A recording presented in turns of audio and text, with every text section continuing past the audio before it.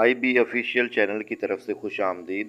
حضرت بلال رضی اللہ تعالی عنہ کے متعلق کچھ معلومات اس ویڈیو کے اندر شیئر کریں گے۔ آپ اس ویڈیو کو ضرور دوسرے مسلمان بھائیوں تک شیئر کیجئے گا اور میرے چینل کو ضرور سبسکرائب کیجئے گا۔ فرمان مصطفیٰ صلی اللہ علیہ وآلہ وسلم ہے، بلال کتنا اچھا آدمی ہے، وہ موذنین کا سردار ہے۔ آپ رضی اللہ تعالی عنہ کا نام بلال اور کنیت ابو عبداللہ ہے۔